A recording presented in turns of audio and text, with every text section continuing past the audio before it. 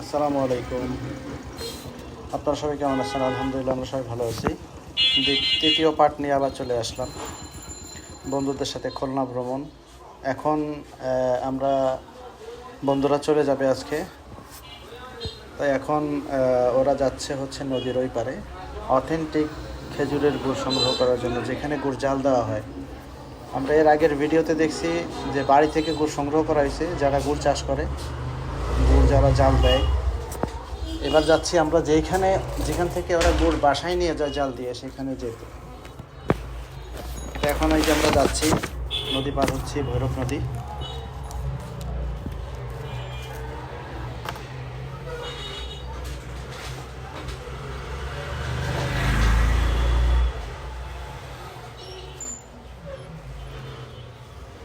ভৈরব নদী পার হয়ে আমরা পরবর্তী ডেস্টিনেশন হচ্ছে আমাদের যেখানে গুড় জাল দেওয়া হয় সেখানে। আপনারা সামনে দেখতে পাবেন কিভাবে গুড় জাল দেওয়া হয়। ওইখান থেকে খেজুরের গুড় আমরা সংগ্রহ করছি। আমার যে ফুফা শ্বশুর, উনি অপোজিটে, মানে ওনার এক বাজার আছে, বাজারটা ঠিক নাম বলতে পারতেছি না, আপনারা দেখতে পারবেন। ওই বাজারে উনি ওয়েট করতেছে সাইকেল নিয়ে। আমরা যাচ্ছি এখানে, সরাসরি নদী পার হয়ে একটা ভ্যান নিয়ে চলে যাবো ওইখানে। গ্রামের নাম হচ্ছে ধুলগ্রাম, এটা অভয়নগর যশোরে পড়ছে। যশোরের খেজুরের যশ আমরা সবাই জানি।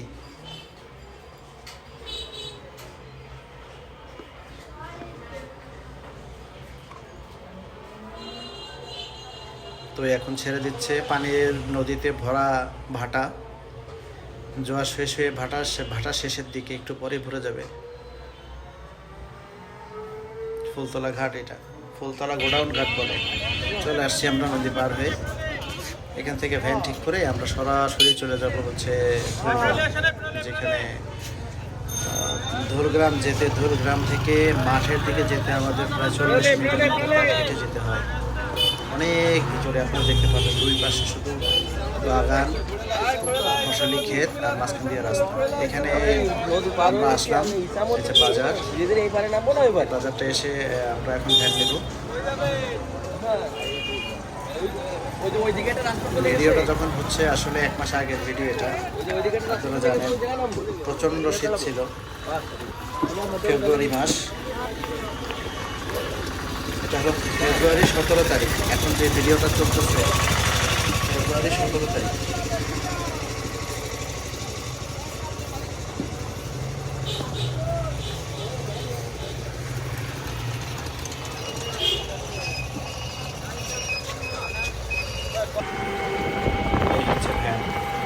ভ্যানে চড়ে আমি যাচ্ছি, আমরা 3 জন যাচ্ছি। আর বাকি বন্ধুরা সবাই তো চলে গেছে গতকালকেই ঢাকায়।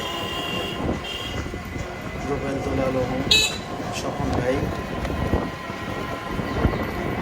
আমাদের এই সিরিজগুলো, এখন যে ভিডিওটা দেখছেন, এর আগে 2টা সিরিজ দেওয়া আছে, পার্ট 1, পার্ট 2। আমাদের বন্ধুদের খুলনা ভ্রমণ, আপনারা চাই দেখে আসতে পারেন। এই ধুলগ্রাম যাচ্ছে ভ্যানে চলে, দুই পাশে হচ্ছে ঘের।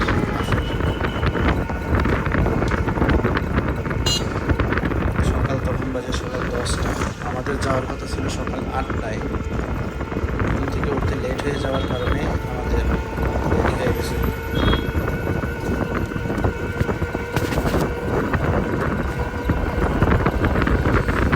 আল্লাহ তাআলা সবচাইতে অপারক সৃষ্টিগুলো দেখতে চাইলে গ্রামে যেতে হবে। ঢাকার মানুষ, অক্সিজেনের অভাব, ইট পাথর। তো সময় যদি পান, এরকম আমার মতো মাঝে মধ্যে ছুটি বা অবসর সময়ে দেশের গ্রামের বাইরে, দেশের বাড়িতে ঘুরে আসতে। ঢাকা ক্যান্টনমেন্টের মধ্যে রাস্তা, আর এখন দেখেন আমরা ঢাকা থেকে কত ঘুরে আসছি। ওদের রাস্তাঘাটটা দেখেন, ইউনাইটেড ক্লিন।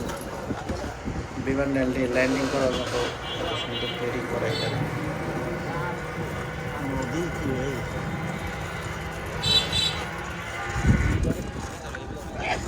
কাঞ্জির ওই সামনে দাঁড়াবো না? হ্যাঁ, এই যে নেমেই আসুক তারপরে যাবো। আমরা নেমে যাই বামে নাকি?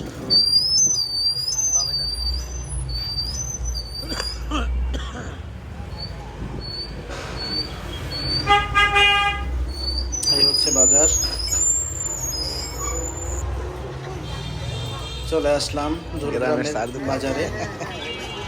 এখানে এসে তিনজনে তিন কাপ আইলে চা আয়। খাবো।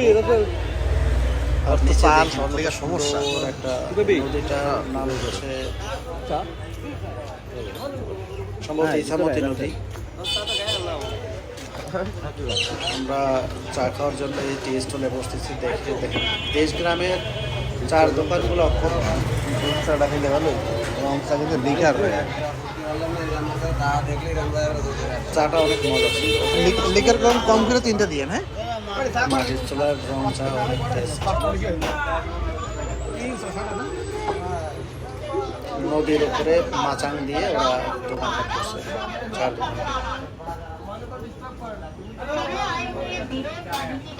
বসে বসে চা খাচ্ছে সকালে আর নিউজ দেখতেছে। একটা আমেজ ছিল, দেখতে পেলাম রবীন ফারহানা কি যেন করতেছে।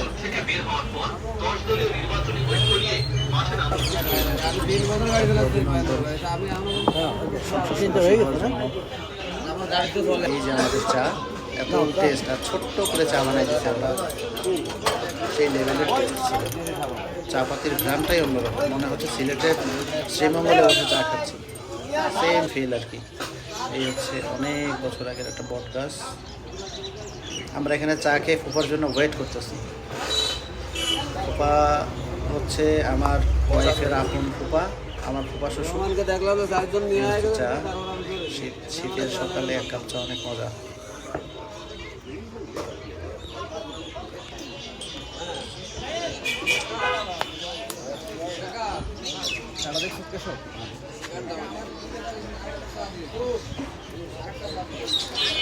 কেশবও বললো চাটা অনেক টেস্ট।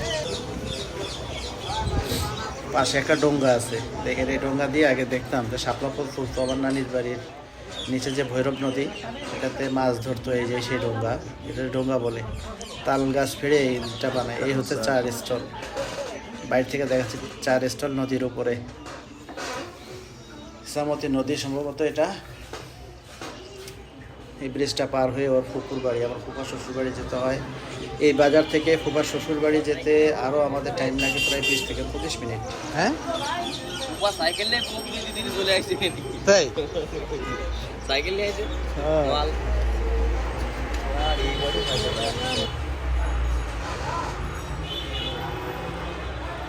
এই যে হচ্ছে আমাদের ফুপা, আমার ফুফা শ্বশুর। ফোন নাম্বার আছে না আর এই ঘুরে? সাইকেল নিয়ে আসছে, এই যে যাচ্ছি, ঘুরে লাগো? স্টার্ট করতেছি। অনেক লম্বা পথ, বাট সম্পূর্ণ পথ তো আর ভিডিও করা যায় নাম্বার না, তৌফিক ভাইয়ের কাছে আছে, তৌফিক ভাইয়ের লেন্থ কাছে হবে ফোন 1.5 নাম্বার থেকে আছে। 2 ঘন্টা। এখান দিছে থেকে না? আমাদের হেঁটে যেতে 30 ফোন দিয়ে থেকে দেখতো, 40 মিনিট কোন সময় জায়গায় লেগে আছে? গেছে। যেখান থেকে খেজুর গাছ আছে, খেজুরের মাঠ, ওই খেজুরের গাছ, এখান থেকে খেজুরের রস সংগ্রহ করে সকালে, ওখানে ওরা জাল দেয়।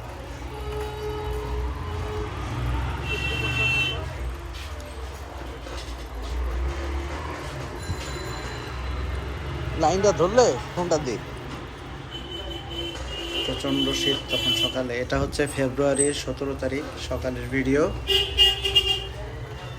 আমি তো আপলোড দিচ্ছি আজকে 20 তারিখ, আজকে 19 তারিখ ফেব্রুয়ারি। আর এটা ছিল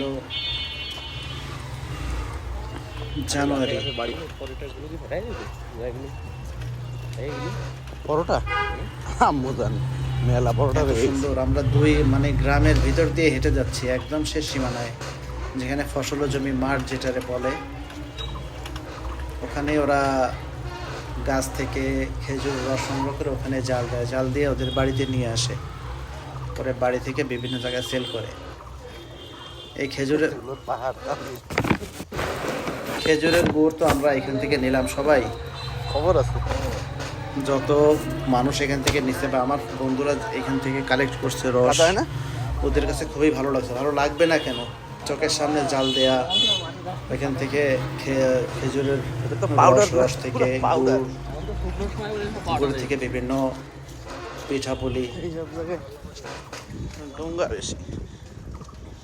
এই যে পাশে দিয়ে শাখা নদী চলে গেছে। নদীটা অগভীর, ছোট, বাট পাশ দিয়ে কালী নদী চলে মন্দির গেছে। কেশব। গ্রামের মানুষরা, এটা একটা মন্দির।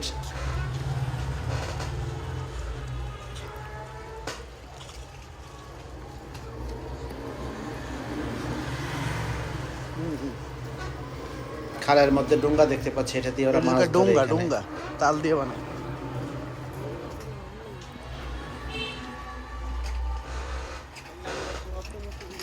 এনে অটো আসবো না তো, আইবো? এই রাস্তা অটো মাঝা মাঝা একবার যাবে। ফুপাকো খুব কষ্ট করছিল ওই দিন আমাদের জন্য আসলে। ভাঙে যায় সমানো বেশি। হ্যাঁ, যদি মেলা ভাগ্য ভালো একটু থাকে পরে তাহলে ধুলোময় পথ, হুম, পাকা রাস্তা, ইটের রাস্তা শেষ হয়ে গেছে, দুই পাশেই হচ্ছে ফসলের জমি খাল মাঠ। না দুই পাশে। এটা যশোরের মধ্যে পড়ছে, অভয়নগর যশোর পড়ছে। ফুলতলা থেকে ভৈরব নদী পার হয়ে প্লেন তারপরে আমরা ল্যান্ডিং একটা করা ভ্যান যাবে। নিয়ে ধুলগ্রাম রাস্তায় আসছি, ধুলগ্রাম থেকে একদম শাকসবজি শেষ নিয়ে নিয়ে গ্রামের রাস্তা একটা ভালো গ্রাম হবে। আছে, বাম পাশে চলে গেছে এই যে পথটা।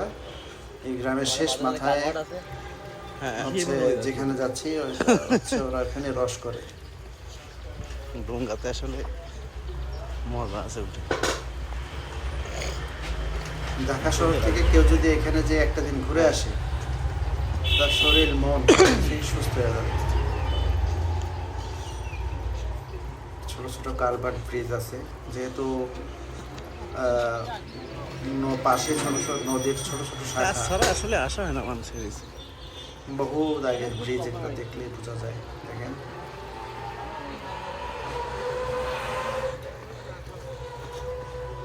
শীতের সকালে রোদের মধ্যে হাঁটতে খুব মজাই আলাদা।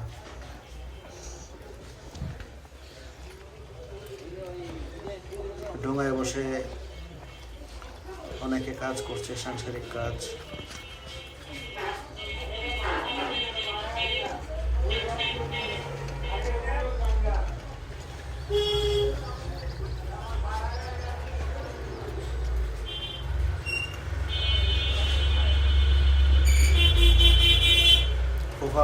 ওই দিন অনেক কষ্ট করছে আমাদের জন্য, হেঁটে হেঁটে।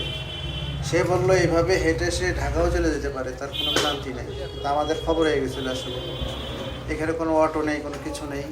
যান, মানে বললো আমি সামনে যে একটু সামনে যাচ্ছি, তোমরা আগাইতে লাগো, হাঁটতে লাগো। আমি আগায় দেখছি কাজে জানি গেল সামনে।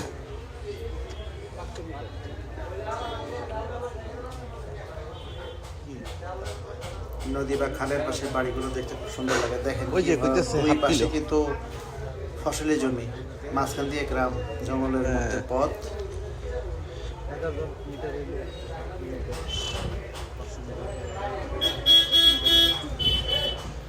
এদিকে এক এক টাইমে এক একটা ফসল হয় না কৃষক? উপভোগ করতে থাকুন প্রাকৃতিক দৃশ্য গ্রামের। তা গুড়ের উচিলায় ভিতরে তাইতে পারছি। হ্যাঁ,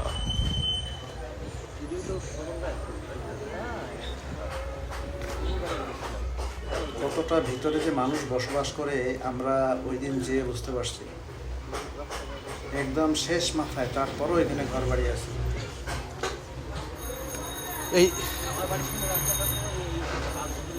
এইখান থেকে রসটা যদি কাউরে আমি দিতে পারতাম, আসলে আনা নেওয়া খুব কষ্টসাধ্য ব্যাপার। দেখেন কত দূর হেঁটে হেঁটে যাচ্ছি আমরা, এখান থেকে রস সংগ্রহ করা খুব কষ্ট। যদি এখানে ট্রান্সপোর্ট সিস্টেমটা ভালো থাকতো, ভ্যান থাকতো, অটো থাকতো, রিক্সা থাকতো, তাইলে কোনো কথাই ছিল না, সবার জন্য নিয়ে আসা যেত গুড়। 10 কোটি টাকা খায় যদি এখন কিন্তু আসলে এমন কষ্ট, এখানে হেঁটে হেঁটে যেতে হয়। আবার গ্রাম দিয়ে যদি 5 কেজি গুড় আনতে হয়, সেটা হাতে করেই নিয়ে আসতে হয়। ধানের দেখেন গৃহস্থী বাড়ি গৃহস্থী কীরকম বাড়ি, হয় ঠিক না? দেশ গ্রামের।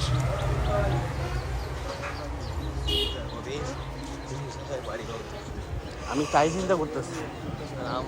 আমরা হলে কি করতাম,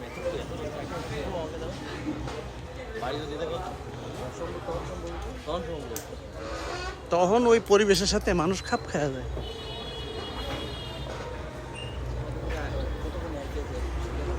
না, তাও ফিরে যেতে মন চাচ্ছে না। দূর আইটে আবার ফিরে যাবো, তাও মন চাচ্ছে না। সফেদা হয়েছে দেখো না।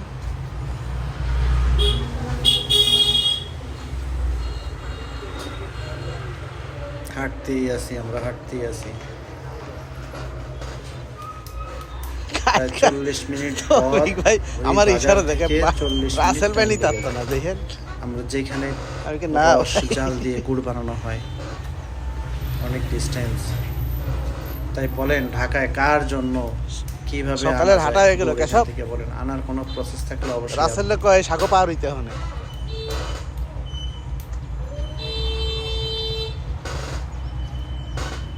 সরিষা ক্ষেত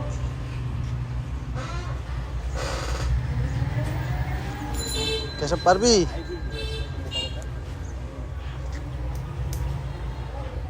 এক গ্রাম থেকে আরেক গ্রামে যাওয়ার এই হচ্ছে বাঁশের সাঁকো। ট্রাই করছিলাম বাট যাইতে পারি না, ভয় লাগে। বাঁশের সাঁকোটা সবাই হাঁটতে পারে না এটার উপর দিয়ে।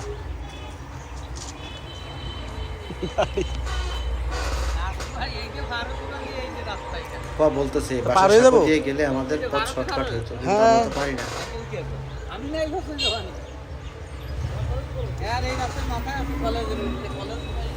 এই যে বাঁশের সাঁকোটা পার হইলে পথটা একটু শর্টকাট অবশেষে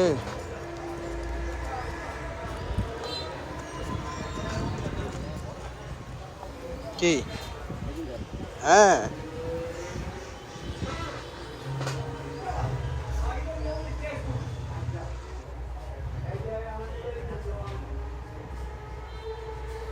এই হচ্ছে খেজুর গাছ, এখান থেকেই রস সংগ্রহ করা হয়। শুধু খেজুর গাছ আর খেজুর গাছ। এখানে ওরা রসগুলো চাল দেয়, দেখেন রস ঢালতেছে অলরেডি। গুড়গুলো সংগ্রহ করতেছে ঠিলার মধ্যে।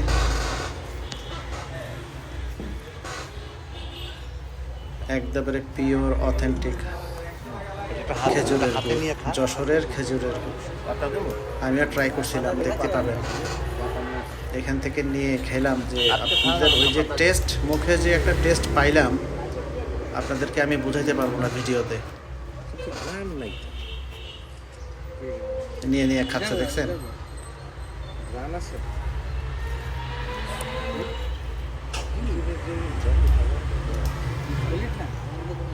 আমি তো পাচ্ছি।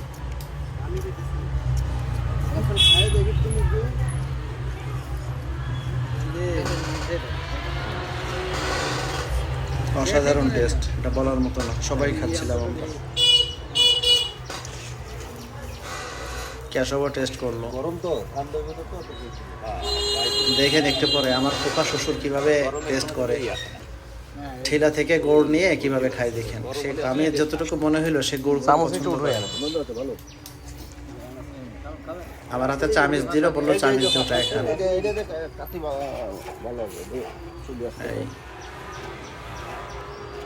ডেট হচ্ছে ফেব্রুয়ারি 17 তারিখ, সকাল 10:30 কি 11টার মধ্যে হবে।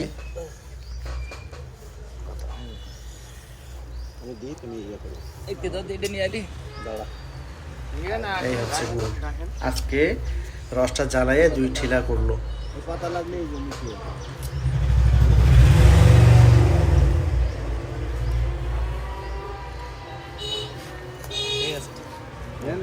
পিওর 100% পিওর গুড়। আলহামদুলিল্লাহ, আল্লাহর একটা বিশেষ নিয়ামত।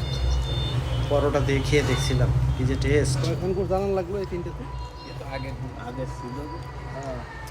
এই গুড় দিয়ে আমার ওয়াইফ পায়েস করছে, চা বানায় দেয় রেগুলার। তারপরে ভেজনা পিঠা করছে, যেটা চিতই দিয়ে ভেজায়। এগুলো রান্নাতে অবশ্যই আসলে গুড় লাগে।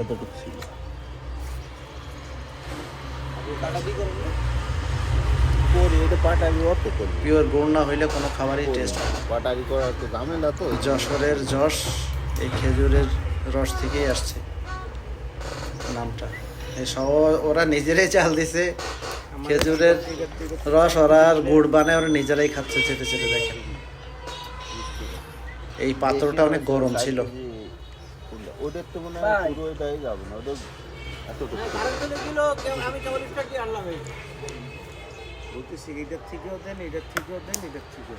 খেজুরের গুড়টা যখন ঢালবে তখন দেখেন এর পিওরিটি। কিন্তু বইম তো ওই জায়গায় করা হয়। এই একটা ধরে নিয়ে দিলে হবে। তাই বললে ভালো। আপনি নেবেন না তাহলে ওই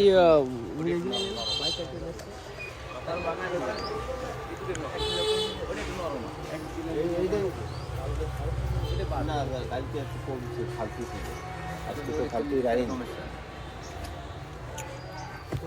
ওই 7 কেজি ছিল। আমার মা বেশি ছিল। হয় কালকে একটু কম ছিল বলে আজকে আমরা আজকে ওটা কভার হয়ে গেছে।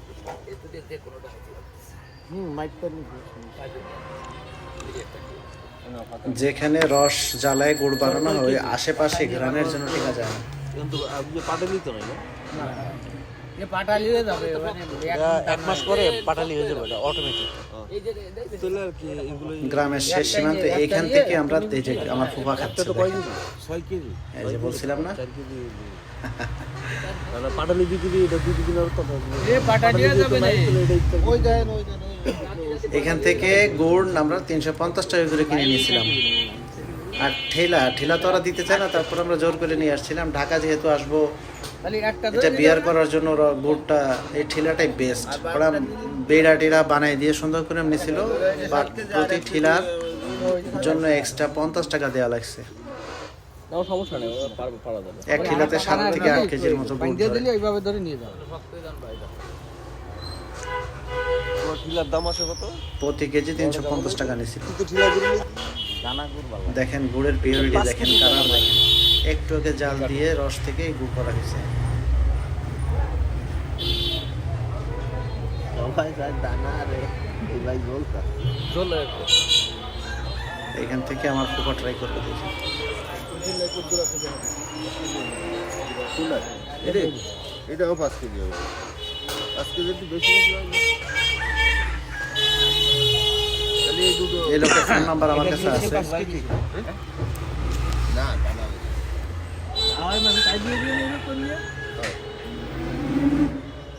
ডাক্তার দেখছেন পিউরিটি, যে আমার ফুফা এই এক কাজ করো। ট্রাই করলো, সে খুব পছন্দ করে, যা বুঝলাম আমি। এটা একটু ডালিয়ে দে, এটা ফুল করে দে। কমটা একটু আরটু আরো দে, এটা আরটু দাও, আর তো দেওয়া হবে না। ওটু কেন ঢেলে না। না এটা নিচের মাল আগে দিয়ে না। দেখেন কালার দেখেন, আচ্ছা ওটু কেন থাক। একটু আগে জাল দেওয়া হয়েছে। একটু ঠিলি হাত আগে। দিয়ে দেন, ঠিলি হাত দিয়ে দেন। গরম আছে না? হ্যাঁ গরম গরম। ওটা আর ওইটা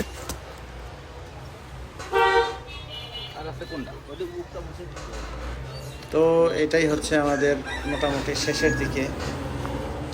ছোট্ট 2 দিনের একটা ট্যুর ছিল, বন্ধুদের নিয়ে গেছিলাম শ্বশুরবাড়ি। ঘোরাফেরা, খাওয়া দাওয়া, রস কেনা থেকে শুরু করে পিঠাপুলি খাওয়া আপনাদের দেখাইলাম। নেক্সটে ইনশাল্লাহ যদি আবার সময় পাই আবার দেখা হবে ইনশাল্লাহ। তো ভিডিওর শেষে একটা করব যে সাবস্ক্রাইব করে পাশে থাকেন, বেল আইকনটাও চাপ দিয়ে দিন, যদি কোনো ভিডিও নতুন দিকে সাথে সাথে নোটিফিকেশনটা আপনার পেয়ে যান। মানে সমান দিতে হবে নাম্বার। সকলে সুস্থ কামনায় আমি আসছি, ইনশাল্লাহ আবার দেখা হবে। আল্লাহ হাফেজ, আসসালামু আলাইকুম।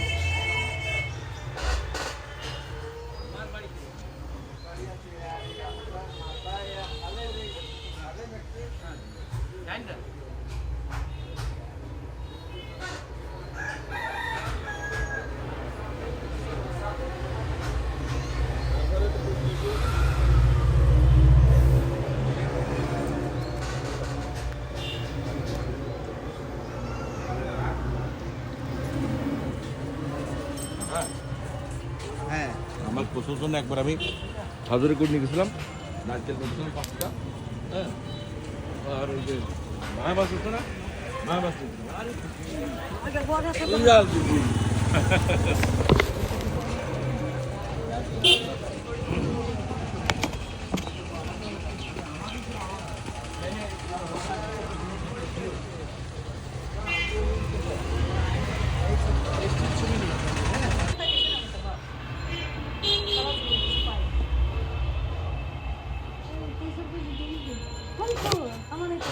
এসব গরিব মাসের ছেলে হলেও তো ওরা কত ভালো আছে খাই খাই করলে শনিবার লুঙ্গিতে লাগছে শিগগিরই ধুয়ে আসো যায় পুরো